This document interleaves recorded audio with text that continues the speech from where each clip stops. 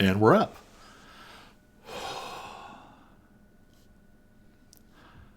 Our story begins years ago on the rolling plains of the hinterlands.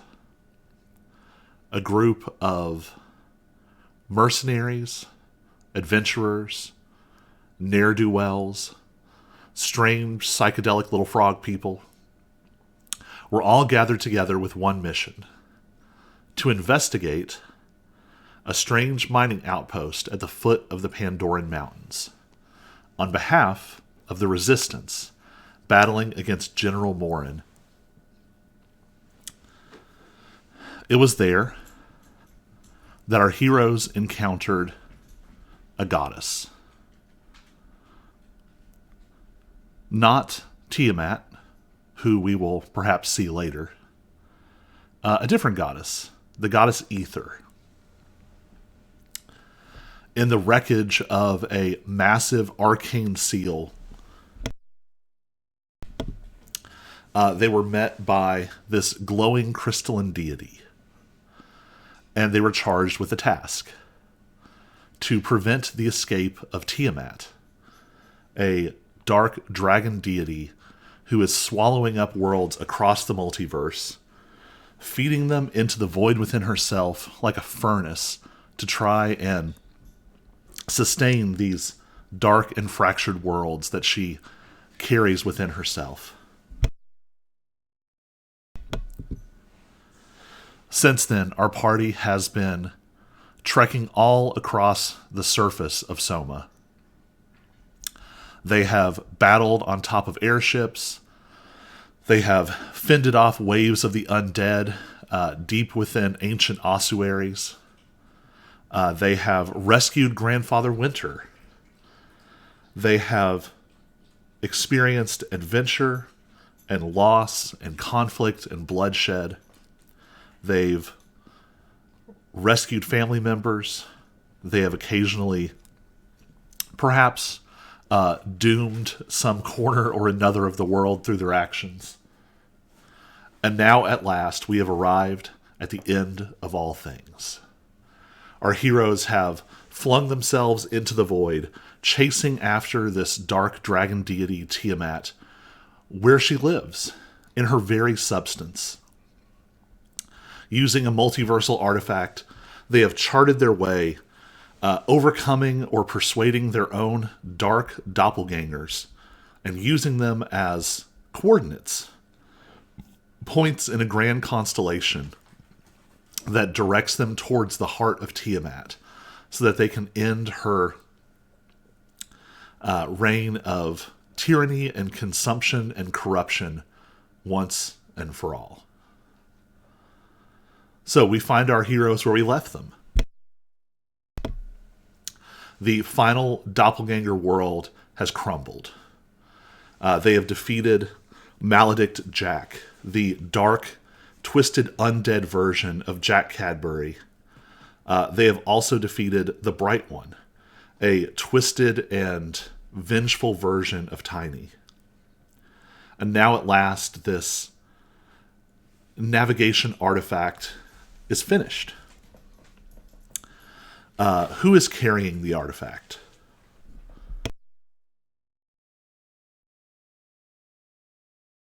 Currently, I am. So this device is unsettling. It is made from the mask of Aldrin, the de facto leader of the Thea Commerce Group, one of the dark left hands of Tiamat in your world. This mask allowed him to peer into the void, to see all the countless versions of himself, and it drove him beautifully, mysteriously, powerfully mad. And now, set with the artifice of the mad wizard Varix Illen, the device looks like a strange steampunk monstrosity. This sort of beautiful gilded mask, covered with runes and arcane implements, various things that have beeped and lit up, but have inexorably led you to this point. You can tell now that something has changed. The mask has a perpetual hum, and you can feel it trying to pull you forward. So here you are, suspended in a strange white nothingness. You've experienced this before. As each world has collapsed, you have found yourself passing through this strange absence. Not the dark tapestry of the cosmos that seems to be the substance of Tiamat's body, but a strange, empty space filled only with light. As you all hang in this anti-void, it doesn't fade. It doesn't fracture. It doesn't fall away. Instead, it's almost like your eyes adjust. And you realize that this isn't an empty space. This is some kind of divine domain. As your eyes adjust, almost like you've stepped from darkness into bright light, you realize that not but maybe 100 yards ahead of you, there is a huge white castle. It seems to be almost crystalline in construction, and it's like the light doesn't quite reflect off of it, but instead flows through it and permeates it. The whole building seems to hum. What would you all like to do?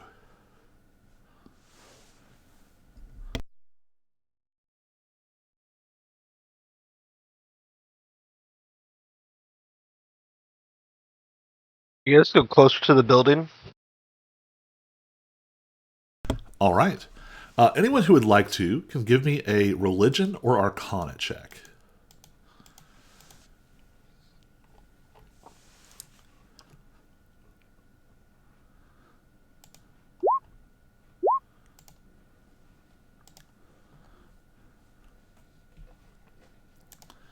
All right. Not the strongest rolls as we jump into our final arc. So Alex and Brick, one big fancy multiversal space is much like the other. You all are kind of numb. You've seen a lot of weird, even by your standards, you've seen a lot of really weird stuff over the last however long you've been in this space. Time is getting a little fuzzy. Asmir and Jack and Tiny. Tiny, with your unique background, you have a sense of divine powers. And you've been able to feel Tiamat's presence filling up all of these multiversal spaces. Almost like there is a miasma, a touch of her influence running through each of these dark worlds that you have entered. But this feels different. Whatever divine power is at work here is not the same as what you have felt elsewhere. Jack and Asmir, you all take this a step further. This is almost the opposite of Tiamat's aura. Tiamat's aura is fluid and consumptive. It's like vicious waves crashing against the shore, slowly eroding it and swallowing it up more and more, until the rock is dissolved into sand and lost under the water. This is the opposite of that. This is a kind of crystalline light and stability that is familiar to you all.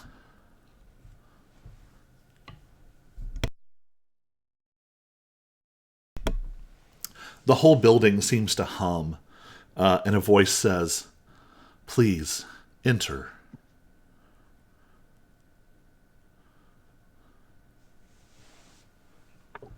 What kind of voice is it? Give me an insight check or perception.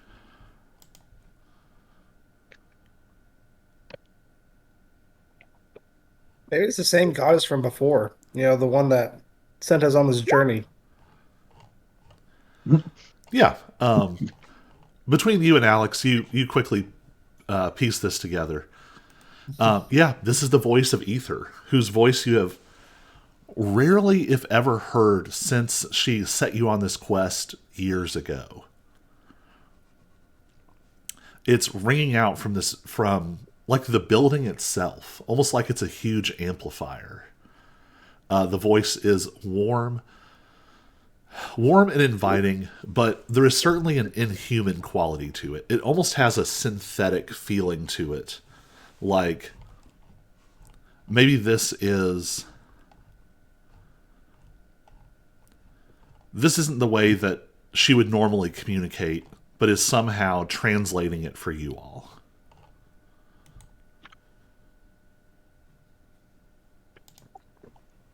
Okay, let's go in. All right. As you draw close, there's an aura to this place, and it intensifies as you step closer. You realize... So each time you've passed between these worlds, there has been a moment of healing and restoration. You've regained your arcane and divine energies, your wounds have been healed, and you've basically been sort of reset to your optimum health. And you realize now that this is what you've been feeling. This is the thing that has been healing you each time you slipped between the void. As you step forward, the gates sort of swing open, and it's not like a like grinding, grumbling sound. Instead, there's almost like just a gentle hum of movement as the doors swing open. The inside, there is an austerity to it. It is grand, it is impressive, it is magical, it is divine, but it is definitely not a true castle meant to house humanoids. You can just tell this is a temple pretending.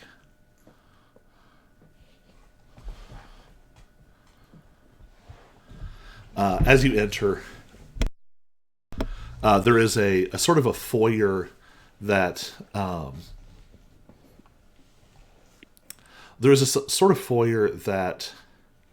opens into a grand hall.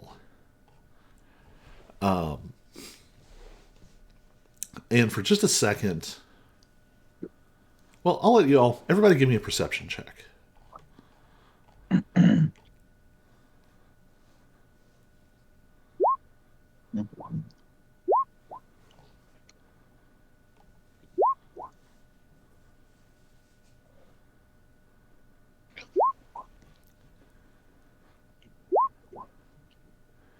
All right.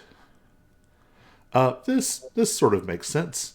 Tiny, you are predisposed to be able to experience more of the divine than others.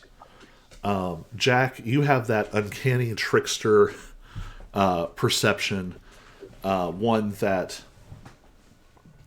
how do I put it? You can't con the con man. Illusions are a little bit slippery when you look at them. They don't hold up very well.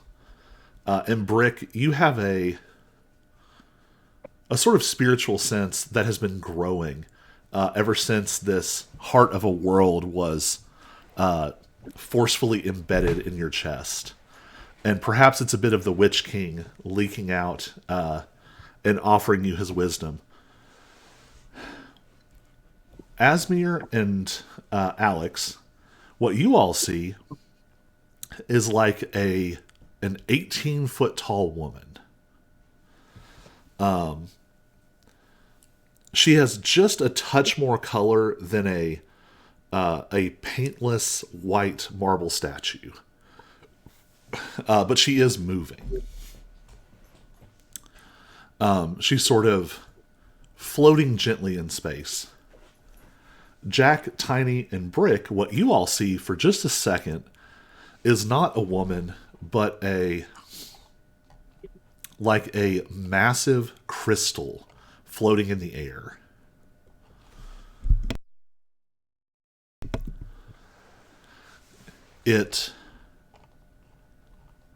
Again, there is a sense of inhumanness, but not a threatening one. Something that is so very different from you, but still has your best interests in mind. So this manifestation of the goddess Ether floats down, and this sort of huge raised dais has steps that lead down. And even though she sort of like bobs gently down, she never actually touches the ground. And she says, "My champions." And for just a moment, you all feel like you're not alone in this room. You all have been exposed to these multiversal energies over and over. And it's almost like, even as she is standing here talking to you all,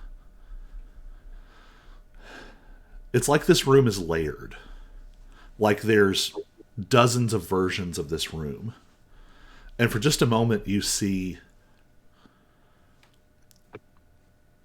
sort of phantasmal figures, half seen out of the corner of your eyes, but you all recognize some of them.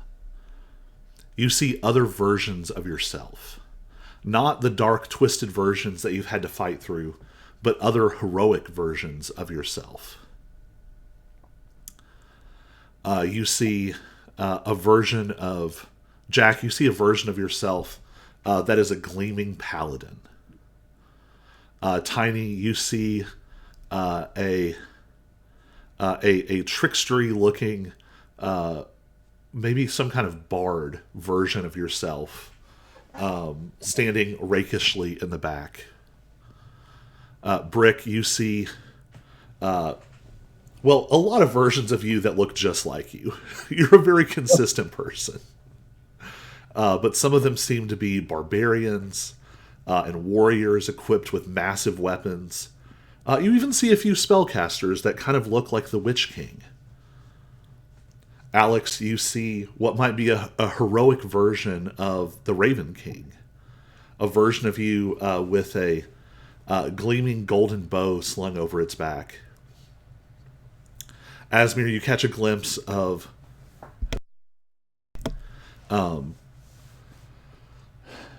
always sort of elementally attuned, but different visions of yourself. One filled with celestial radiance, another sort of cold and crystalline. But you all recognize other figures too.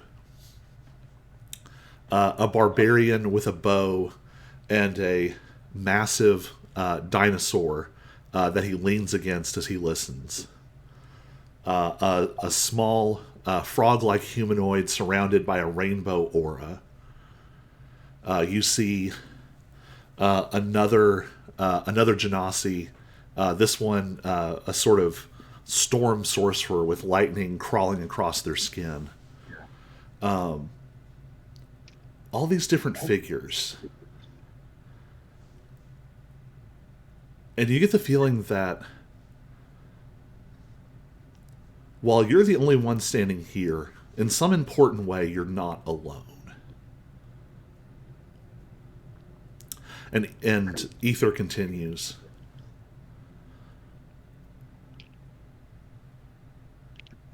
I have asked too much of you all.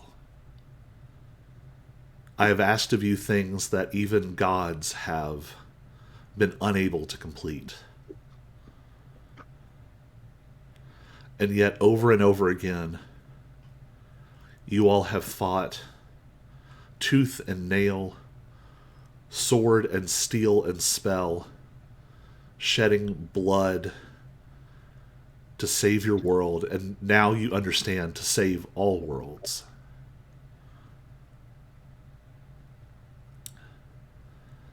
And this is the end. I wish I had a greater gift to give you. I have tried to give you the strength that you need to fight your way through these challenges. But the closer you draw to her heart, the less power I can bless you with. I just have one last gift to give you. And you all see,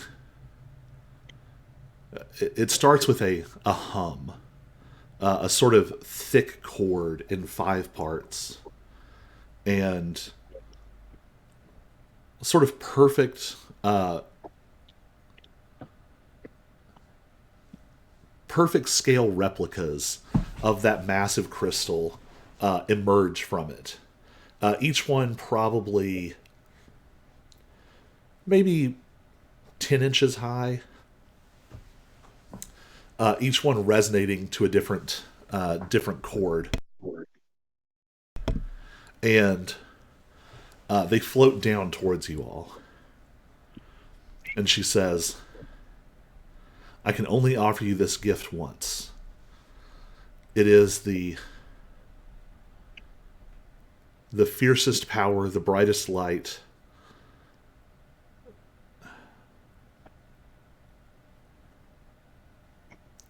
It is a song and a blessing to carry with you all into the dark. And it's the last thing I can do for you. And as they draw close, each one hangs in the air in front of you. What do you all want to do? Well, I touch one. So yeah, I'll grab one or touch one or whatever. All right. Alex and Asmir are first. As you reach out and grasp this crystal, there is a ringing chord, and you feel power flood your body. All of the combat that you've gone through, all of the experiences you've had, this power races through your mind and body and spirit. And it's like each of those experiences is clarified and crystallized. And you understand things about yourself, about how you fight, about the powers you can wield. And instantly you gain 2 levels. 2 more levels? No. Well, We handled this off screen before we started. oh, right. So the power resonates through you. Each of you are just slightly changed by this power. A moment of instant growth. But you can tell that it's costing her something. It's like the whole space dims a little bit. And the sort of humming gets a little bit quieter. And she says, there is not much else I can do for you. I will maintain this space for as long as I can. If you all need a moment to discuss, to gather your thoughts and your powers. And she waves a hand. And you all see a small pile of red crystals of varying sizes appear on the floor in front of each of you. And she says, hopefully these will help to keep you safe as you go into more fearsome places. And she has just topped off your potions. Oh. And I'll work out the math for that here in a second of how many of each. So, is there anything y'all would like to do? Any conversations y'all would like to have amongst yourselves? Is there anything you want to ask her? Or anything you want to do before you all leave this space? Can we ask her for any advice on how to approach T-Mat? Any Yeah. strengths, weaknesses, insight?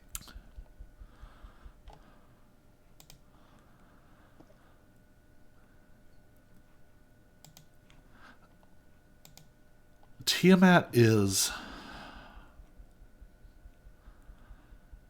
not just a goddess any longer. She has been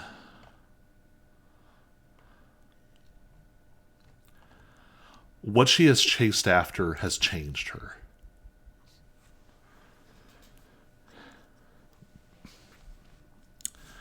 In the vast astral sea in which all worlds sit, it is an unfortunate reality that worlds come and worlds go.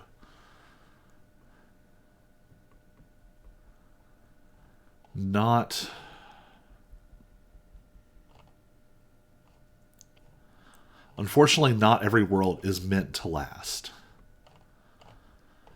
And now, for countless millennia, Tiamat has been raging against this harsh truth. She has been consuming countless lives and worlds.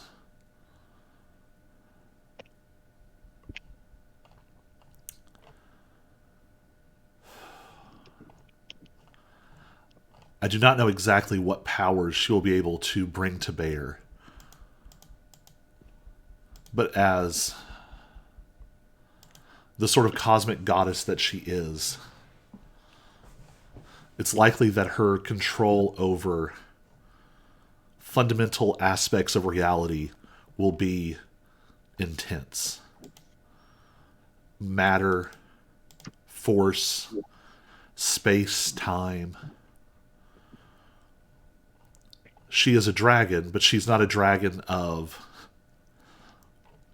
roaring flames or crackling lightning, but one that has consumed more of the fabric of reality than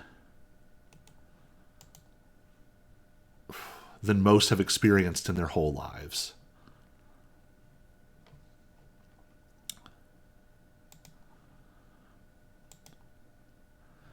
I believe that you all have the power to do what needs to be done.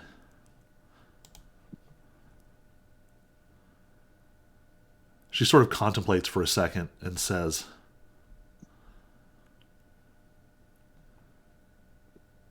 I do not know how many of our bindings remain.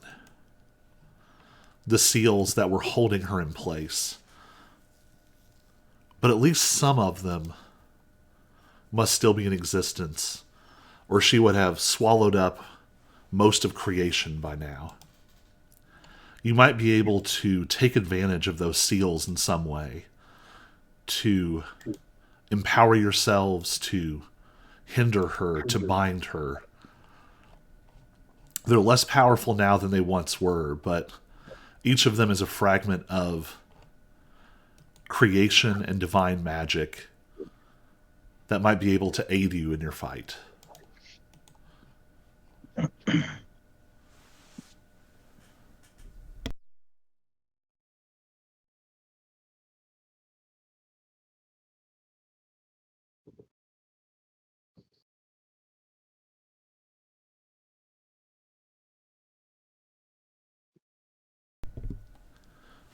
Is there anything else y'all would like to ask her?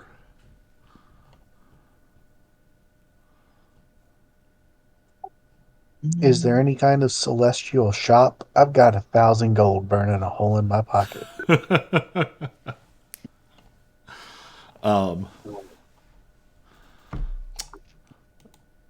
She sort of chuckles and looks down at you.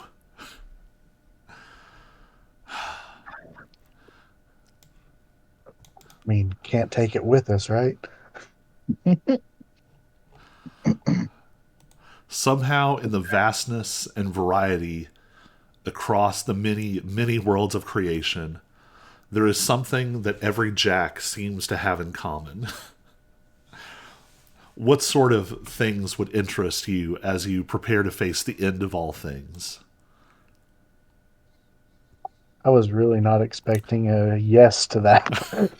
um, I don't know.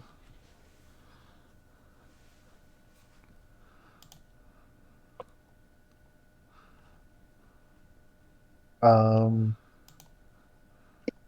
Going back to my roots a little bit. If I'm gonna go, if I end up having to go out, I want to go out with a rigged deck of playing cards on me. Um, A let me lucky deck of cards, should we say? let me look real quick. I think there is something perfect for this.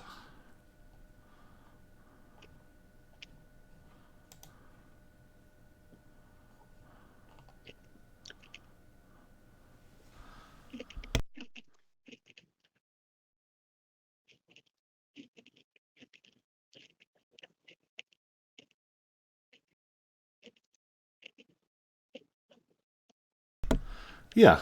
So she laughs and she says, "Very well." And she sort of waves a hand, and there is a hum, and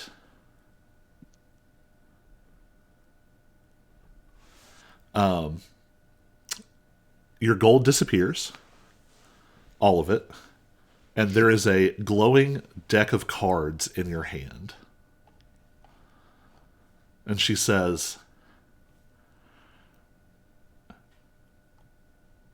perhaps not as useful for a game of cards, but I offer you a gift. And each of you can draw a card from this deck. And if someone didn't do weird things with the playing card decks in this game, I would let you all actually draw a card. But instead, I'm going to have you all roll.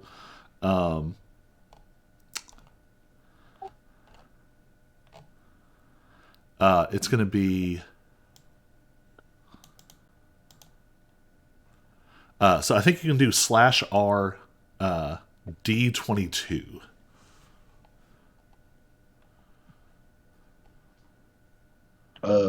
In roll 20 or Yeah, on in roll D&D? 20. Oh, okay.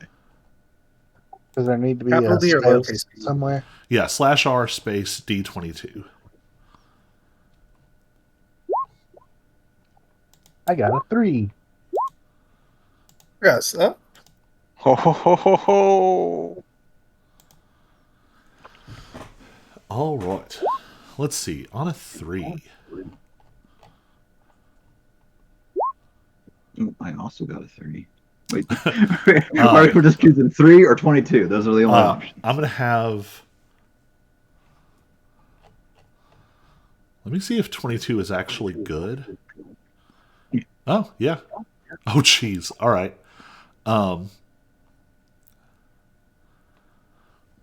So, on a 3, Asmir and Jack, each of you has 300 feet of night vision for the next 8 hours.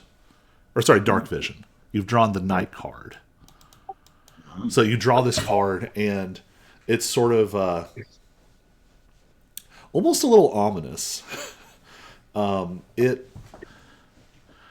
is the face of a woman, but the face blends into sort of a black starscape behind her.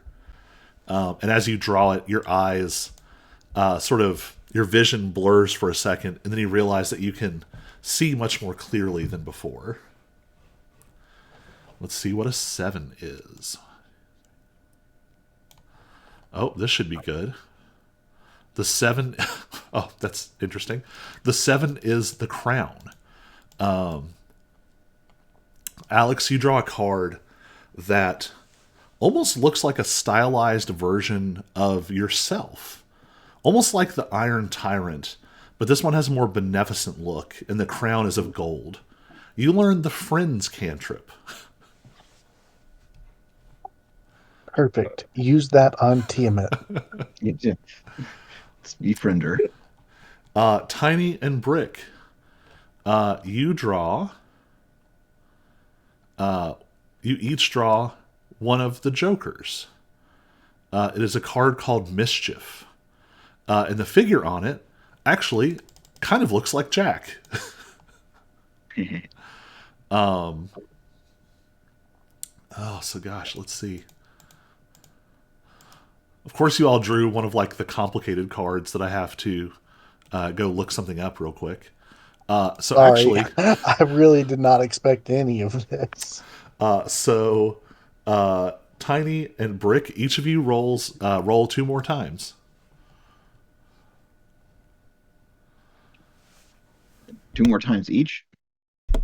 Yes, just Tiny and Brick. Yeah.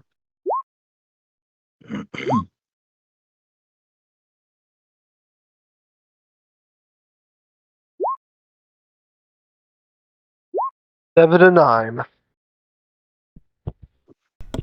Well, we know what 7 is, so you now also have 300 feet of dark vision. Nope, that's what No. 3 is. 7 3, is the sorry. friend cantrip. Okay, so how did you all do this? Right. All right, so Brick These gets dice. Brick gets Friends, the cantrip. Tiny gets 300 feet of dark vision for the next 8 hours. Does that stack on top of my already 300 feet of dark vision? It doesn't, but doesn't yours require you to expend an ability? Nope. Oh, is it only an ability if you give it to others? Yeah, I think I can share it with others. In that case, I have the ability to share it, yeah. in that case, instead, for the next 8 hours, you have 30 feet of blind sight. Ooh, that's good. Oh, you're blind. If anything's invisible near you, you'll just know it. So, Tiny also got the Chancellor, and Brick also got the Champion. The Chancellor... So, Tiny, you can cast the Augury spell once in the next 8 hours. You outline a specific course of action that you plan to take within the next 30 minutes, and I will tell you if it will have good results, bad results, good and bad results, or nothing in particular. That sounds fun. And Brick maybe got one of the best ones. Brick, you have an additional +1 bonus to weapon attack and damage rolls for the next 8 hours. Yes. Let's go kick some butt, guys. All right, additional stuff. So, Brick and Tiny, you also each get a magic item. This is fitting. Tiny, you get the Boots of Elven Kind. They give you advantage on stealth, which will offset... no, actually, you'll just have advantage on stealth. That's helpful, because you have Mithril Chainmail.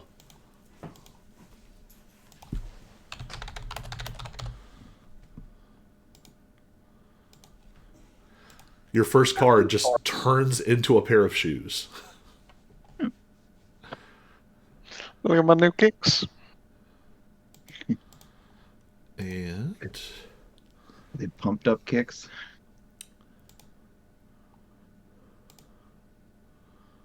It would be funny if I gave... if I gave Brick another deck to draw from.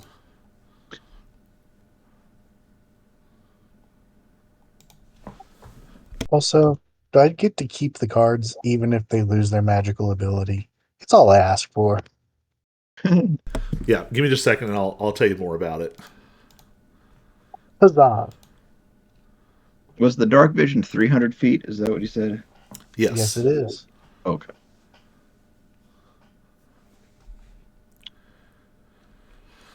Brick, roll 1d4.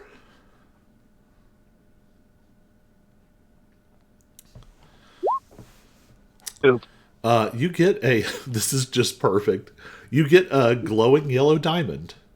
It is an elemental gem. As an action, you can break it to cast the Conjure Elemental spell, and it will conjure an Earth Elemental. Hey, remember when you guys did that to me? Yup, that's. And it broke everything? Yep. But you all are level 15, not level 5. True. Yeah. But Could go entirely It differently. stands. So, I'm going to let you have this without using. Oh, no, you have a free attunement slot, don't you? Because I guess you don't really need your Soul Crystal +1 anymore. So that's perfect. The cards have become a deck of oracles. The illustrations on this deck of oracle cards move or change subtly when viewed indirectly. When you finish a long rest, which we'll say you just did, you can spend 10 minutes consulting the cards for an omen of the coming day. Roll a d20 and record the number rolled. Once in the next 8 hours, immediately after a creature within 60 feet of you makes an ability check, an attack roll, or a saving throw, you can use your reaction to discard the d20 roll. The creature must use the number you rolled in place of its roll. Wait, what? That was a lot.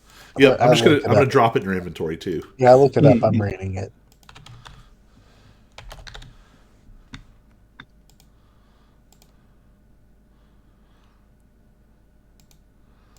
There's a lot of decks now.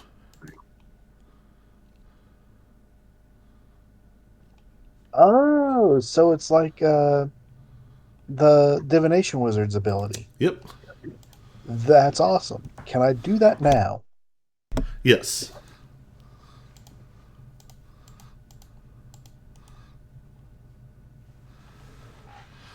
And you should in no way infer anything or be concerned. Nice. That I am just giving you all stuff like this. Now I need to find a place Totally not overthinking it. to write this so I can remember that I've got it. I'm just thinking at least we'll die happy. Yeah. Right. All right, guys. At some point in time, if we need it, I can replace a roll that any of us make with a 15. We probably don't want to replace the bad guy's roll with a 15, but we can replace one of ours. There you go. Just remember I have it if things get bad. All right. I'm going to run to the restroom real quick. I'll let you all talk for a second. If there's anything else you all want to say or do, any scenes you want to have with each other, this would be the time. Or you can also run to the restroom, and we'll be back in like 2 minutes.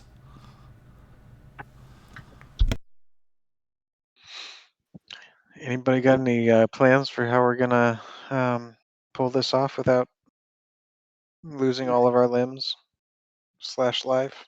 I mean, I vote we just walk away. I've got everything I want out of this.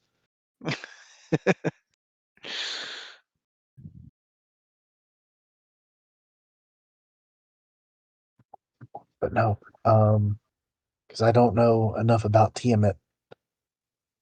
She's a world-consuming god. How are we supposed to deal with that? Yeah, and like I'm like almost out of healing potions. Like I had a bunch, I thought, and now I just don't. Well, Oh, he just gave us some. We are yeah, getting it's restocked. Oh, I know, but like I only have 4 regular potions left, and that's all I got. but we're supposed to be getting more. He'll drop them into our inventory before we go into battle, surely. But if it's a world-consuming goddess, perhaps we What if we just consume hit her? hit her in the stomach a bunch until she barfs up all the worlds. I'm assuming there's going to be some sort of a mechanic there with the seals. Yeah, almost certainly.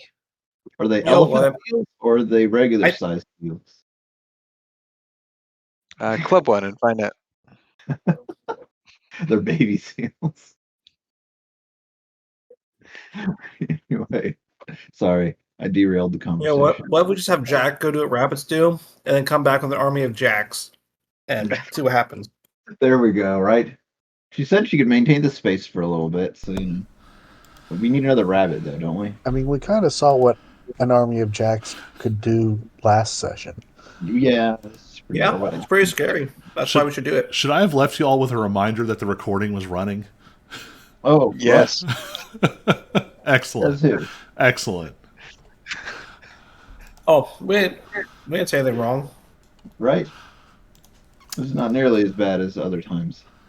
We were just scheming. All right. So, anything y'all want to do other than have Jack go and breed up an army of herringons? Oh, who's saying anything about breeding?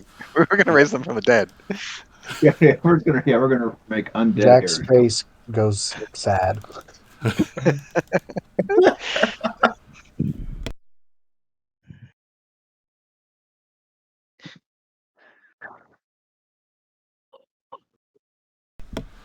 All right. Is that all the scenes? Everybody's ready to go? Believe so. Believe so. Ready as I'll ever be. All right. So there's something very comforting about this space. It's almost like it exudes the energy of restfulness, of sort of regeneration. So as you all are sitting there, your wounds are like visibly healing at a rapid pace. You feel all of your different energies, arcane and sorceress and divine, sort of refilling within you. And there's just sort of a peace that settles over you. But as you all sort of take a moment to rest and to recenter yourselves, you can see that it's almost like the light is fading out of the walls. Whatever ether is expending to hold this space is not unlimited. So finally,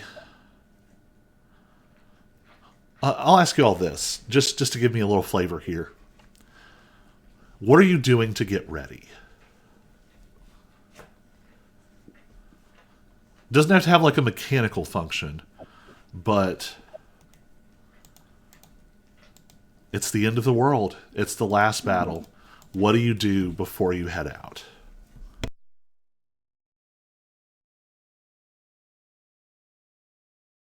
So the other versions of Alex that are there. You know what? I got a few things that I talked to him about. So they're not fully realized, but Kind of like ghostly. yeah, she might be able to make them. What's your goal for that scene? What do you want to talk about? I want her to look at him and be like, well, like, are they like dead or are they just alive in a different world or something? Or Give me an Arcana check, and I'll let you make it with advantage because of all the stuff you all have been through. All right, you're able to sort of piece it together. The other Alexes here are not dead. Instead, you get the impression that in some way, all these different versions of Alex have all sort of arrived at the same place you have. Like across countless versions of your world, a group of heroes was set in motion, and in a lot of them there is an Alex.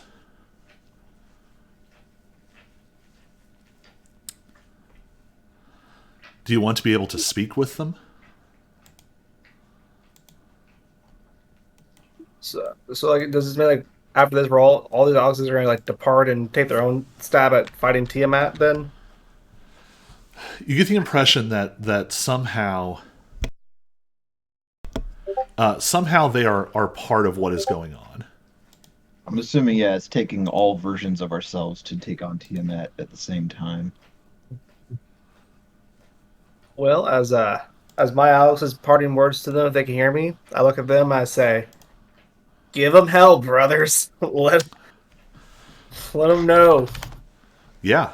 So you let Ether know what you would like to do, and you still have that feather talisman that the Raven King had, and you can feel the way it resonates with this magic that you have. And she reaches out and just sort of pokes it, and you feel that magic connect with all these other versions of yourself that hold a similar magic, and your words ring through the connection. All those other Alexes are going to have inspiration going into this fight.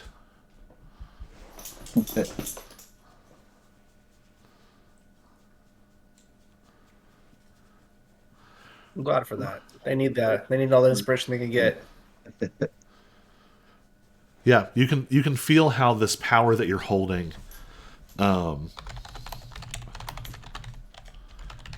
it connects you to all of these different versions, and you just catch little glimpses of who they are. Many of them had Master G as a mentor, but you're surprised that there's a strong number who sort of came into this power in different ways. For one of them, this sort of cosmic seraph power was cultivated through divine magic as a paladin. Some of them are druidic. They're rangers. They've tapped into this sort of primal aspect of feathers and flight in the sky. But your words ring out to all of them.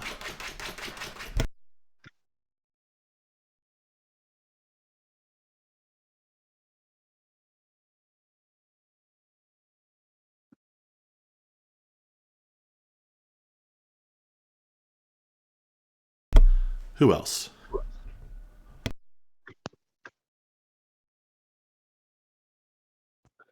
Kind of like I asked for the cards. I'm trying to not think about it, not think of the implications. And I sit down and start shuffling the cards and fidgeting with them a little bit. And I ask Tiny if he wants to play one last round of cards with me, and anyone else who might want to join as well. I join in with the caveat that this not be our last round and that we play again later. Deal. And I proceed to try to not think about the implications of what'll happen if we fail. Yeah. And I think maybe this is some like card game that on the surface it looks simple, but if someone was to observe, they would realize that like they don't understand the mechanics of what you're playing. It's some like simultaneously very subtle, but very complicated card game that you two maybe learned somewhere or have like refined between yourselves over years and years of traveling together. But you all play it fast and smooth, barely having to sort of think through each play. I'm gonna let you all choose. Roll your highest sort of intellectual, mental stat, plus your proficiency bonus, and we'll just see who wins. So I think for intelligence, wisdom. Tiny it'll be a 9, Jack it'll be an 8. Wait, what? Your highest mental stat. So intelligence, wisdom, or charisma plus proficiency. Oh, charisma counts too? Yeah. Okay.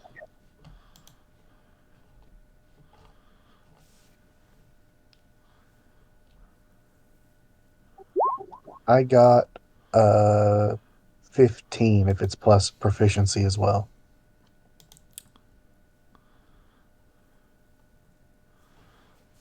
Not a save. And that is plus 9. Oh, fair he got enough. he got an 18 on the die. Man. Dang. If you're adding proficiency to that, it's +5 to that. Well, it's already got it in there because you're proficient in that Okay. save. That yeah. would make sense. So Tiny, I think. Well, why does Tiny lose? Or not Tiny? Sorry. Why does Jack lose?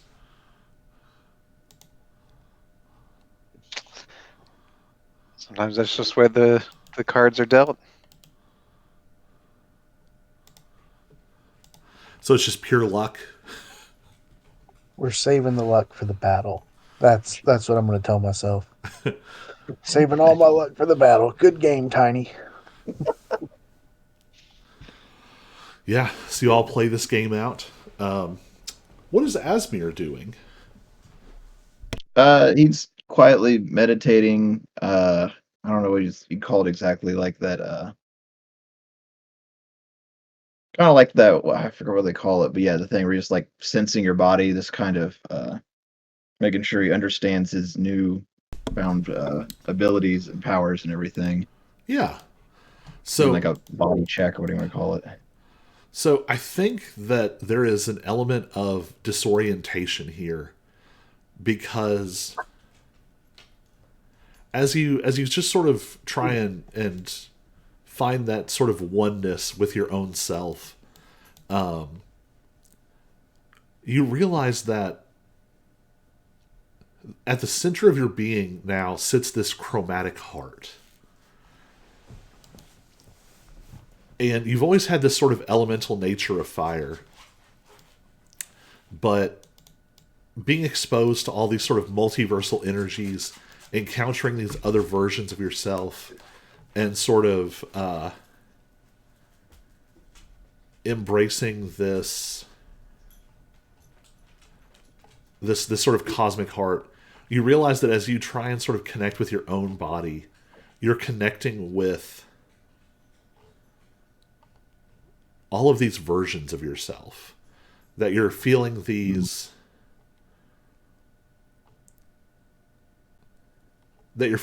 energies connecting you from one world to the next.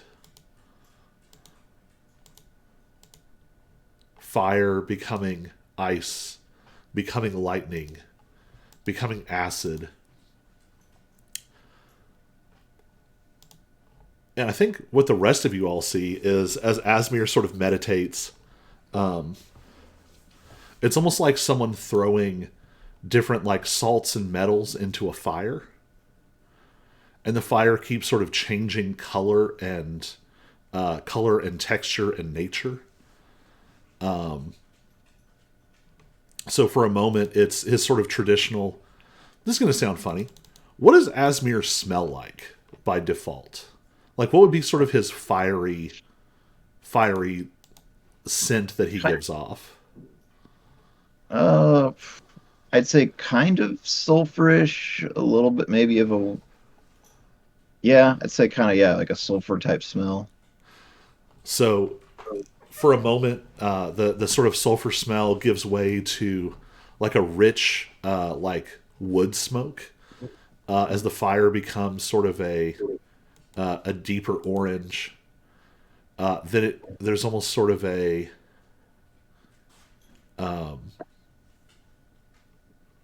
almost sort of like a wintergreen as the it goes cold and blue. Then there's sort of a rich smell of like earth and loam and plants as it goes a sort of brownish green.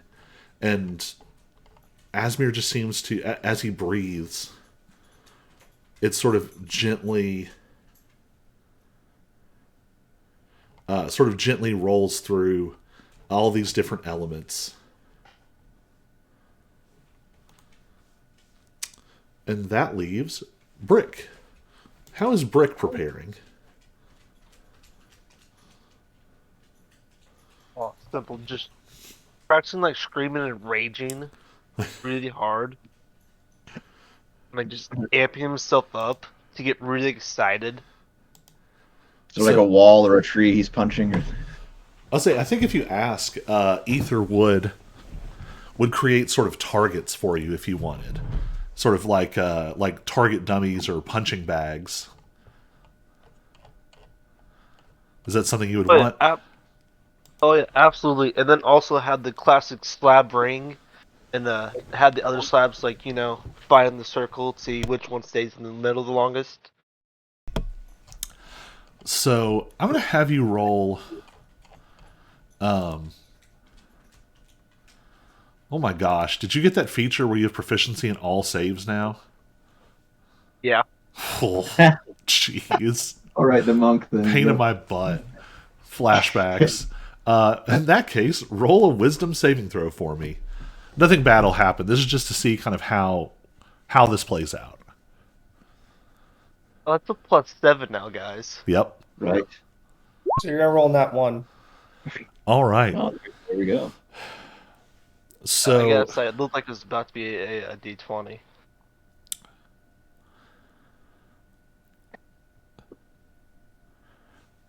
So Brick sort of relays to Ether what he wants, and this sort of open field comes up, flattens out, and is filled with these sort of crystalline targets of varying sort of like hardness and sort of magical nature. And at first it's just Brick sort of smashing targets. But you notice very quickly something weird is happening. It's like when Brick swings his fists, some kind of energy is being poured into the space. And after a while, Brick goes into this sort of fugue state. His eyes turn this glowing sort of cosmic spiral. And you start to see his heartbeat as like a visible wave pushing the air around him. And the air fills with sort of phantasmal slabs, one after the other, and the scene sort of unfolds. Brick is in this sort of meditative rage room. It's a little bit of like a formal sort of martial arts kata, but it's also this sort of unrestrained tribal barbarian moment. And phantasmal slabs start to fill up the space. They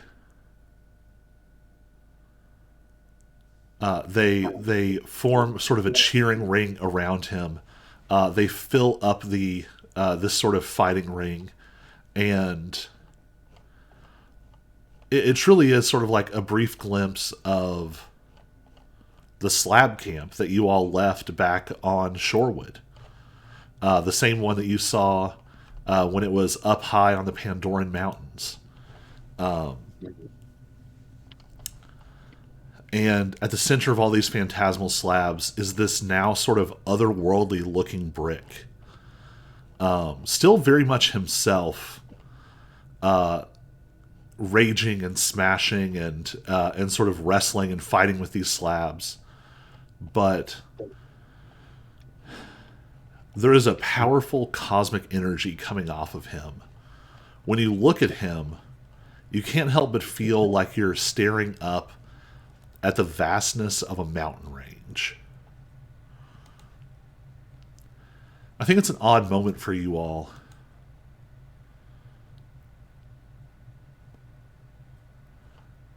you all were a bunch of mercenaries. You were grunts, adventurers, schmucks. You basically answered a want ad. It was a little more complicated than that, but yeah, you all got hired for a job. Go find out what the Thea Commerce Group is doing here. What started in a little tavern in Greenmont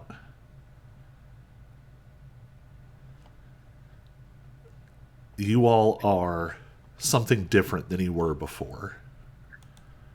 This journey of years has changed you.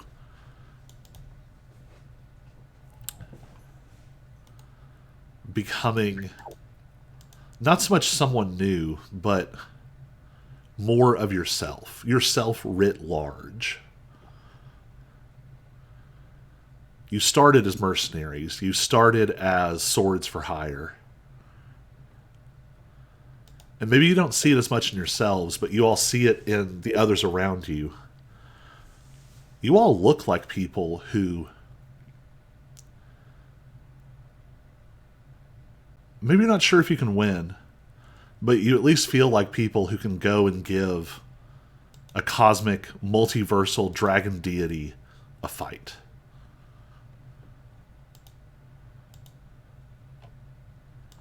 Is there anything left y'all would like to do?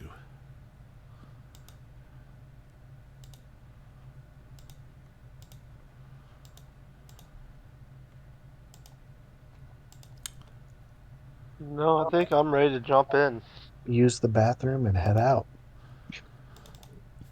All right.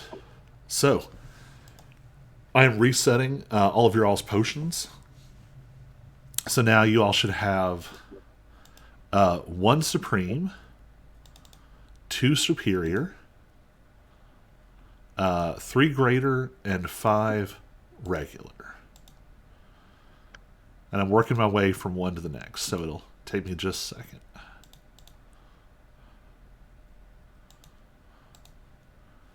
One, two, three, 5. Although some of y'all have been complaining, and you've still got plenty of potions. I have been, and how many do I have? I'll say everybody else is holding out on you. I was like, I have a bunch of the regular ones I remember, but I'm usually knocked down most of the fight. So by the time I get back up, the fight's already over. I don't need to use any potions. You've definitely had some interesting experiences with status effects, which now you're proficient in all saves, so probably less of that.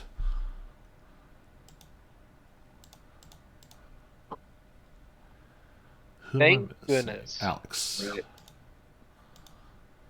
Okay, Tiamat will probably have abilities that take like a 23, just pass them or something. Oh, don't get me wrong. I mean, again, this is in game. Right. Although at least it's not as scary as the Heavenly Demon had that fall to 0 hit points and you die ability, that aura. Right. This is very true. That was a tough one. All right. All of you have had your potions reset. And I guess we'll have to refresh our page probably to see them. Yeah. And make sure you all have all of the items that we've talked about. Which items? The ones we talked about. Yeah.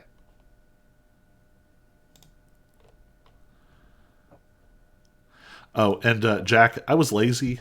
I forgot to add your property from your soul crystal to the Black Blade of Destiny. So when you disengage, you can still teleport 10 feet. I just forgot to add it. Thank you. So that way you truly lose nothing from not having that. Thank you. Oh, also, if you wanted to, you could toss your short bow because one of the properties increases the range of your psychic blades to 80 feet. I'll keep it for now. It's not doing me any harm to have it. All right. And who knows? Maybe I'll need to shoot an arrow at something. Tie a rope to it and shoot an arrow or something. Who knows? Right. Tiamat's one weakness: ropes. Ropes and arrows. All right. So, you all have had this strange, sort of timeless moment of rest. You're not sure how long you were in the goddess Ether's domain. Certainly a few hours, but it definitely could have been longer. It's hard to tell. But slowly you see the light draining out, the sort of ethereal music of it fades, and slowly this sort of huge castle, this temple, has folded in all of the auxiliary rooms, all the excess space, and now it is just a small room with yourselves and the goddess Ether. Even she has sort of shrunk to fit the space. And you get the feeling it's not just her. It's not just her making herself fit. It's some kind of reflection of what it is taking for her to do this. She is diminishing herself somehow. And she, after sort of a long, somewhat comfortable silence, she says, "It's time." And the room starts to fade.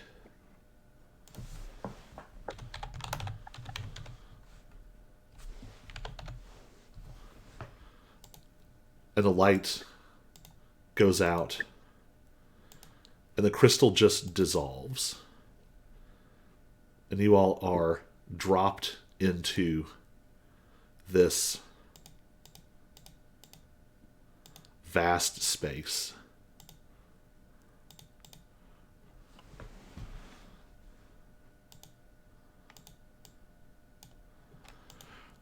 So the light fades,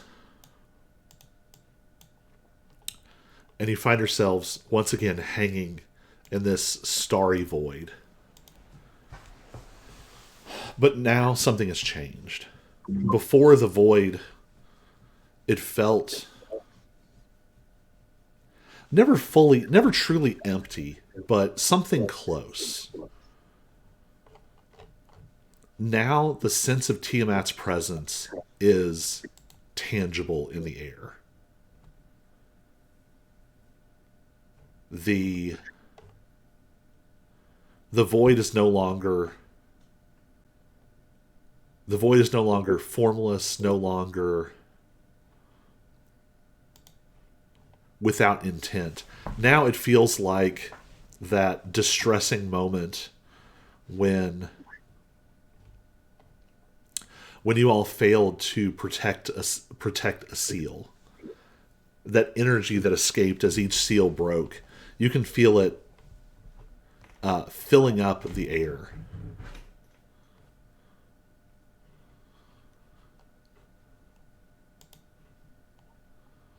Let me rearrange my maps. Retrieve you all from your last map.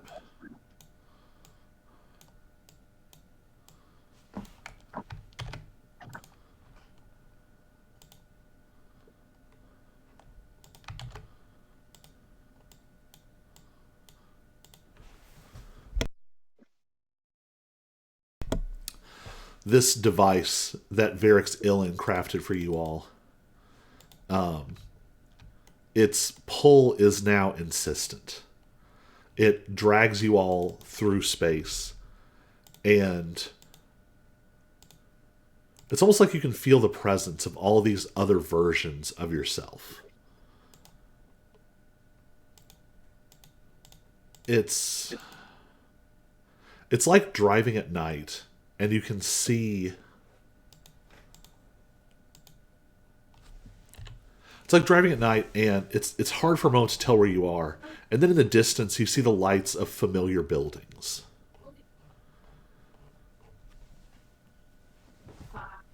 Each of these lights represents one of the versions of yourselves that you encountered.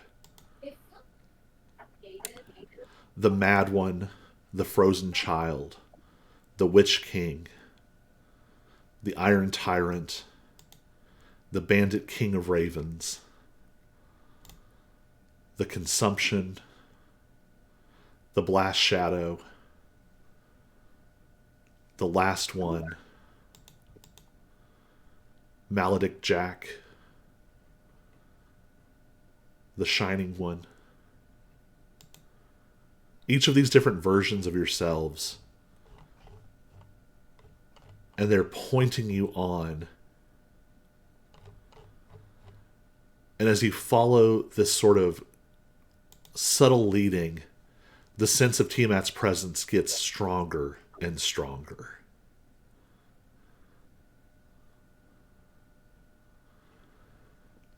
You start to hear these strange cries, these brassy roars, and yet somehow the sounds of them are the sounds of space passing and time collapsing. You all are pulled forward, and you see wreckage, debris, islands of rock floating in space. And you can tell that these are fragments of worlds. And almost like they are nesting in between them, you see dragons. But these dragons are different than any you've encountered before. They're sort of amorphous. Almost like they're a part of this dense cosmic cloud that fills the space around you. They sort of coalesce and fade back into it. But for a moment you see these sort of vicious draconic heads. And with a last wrenching pull, you all are dropped into the midst of them. It takes them a moment to react, but you feel 1, 2, 3, 3 of them form. 6 glowing eyes looking at you through the void, each one like a star filled with ill intent. And then something in the center moves. It is a much larger dragon. Each of its eyes is like being next to a sun. There is a heat and a light that they are projecting over you.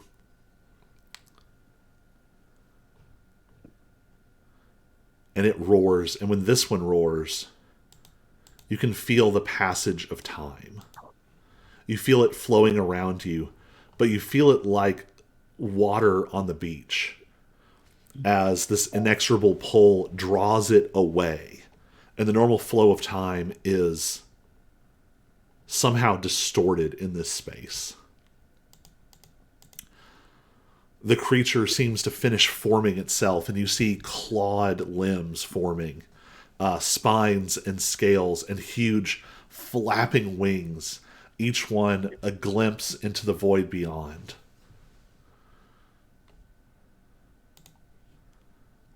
Let's roll for initiative.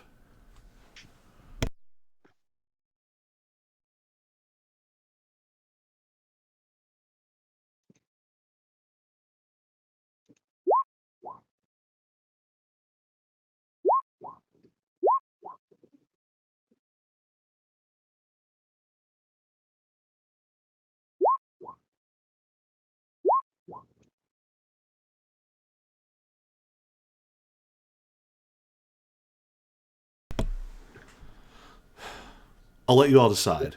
Would you like to put a pin in it here? Or do you want to go ahead and do maybe not this whole encounter, but at least a couple rounds of combat? I'm going to vote for put a pin in it because it's already almost 10. I like the cliffhanger anyway. So it was like a 2-part episode where you got the preparation and then All right. So, closer than you've ever been to the heart of Tiamat, within this sort of thick, dark miasma of churning creation, these dragons are forming and their eyes are locked on you. Their gazes are piercing, and in their presence you feel time and space starting to warp and distort. But you know instantly, this is not Tiamat. This is not even close. These are, at best, fractured reflections.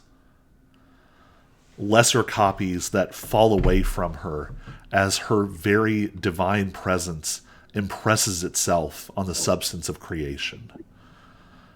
But they know that you are not supposed to be here, and they will seek to cast you out. Nice. And that's where we'll pick up next week. I'm going to go ahead and cut off the stream, and we will be back next week for part 2 of The End of All Things. Bye, Internet. Bye.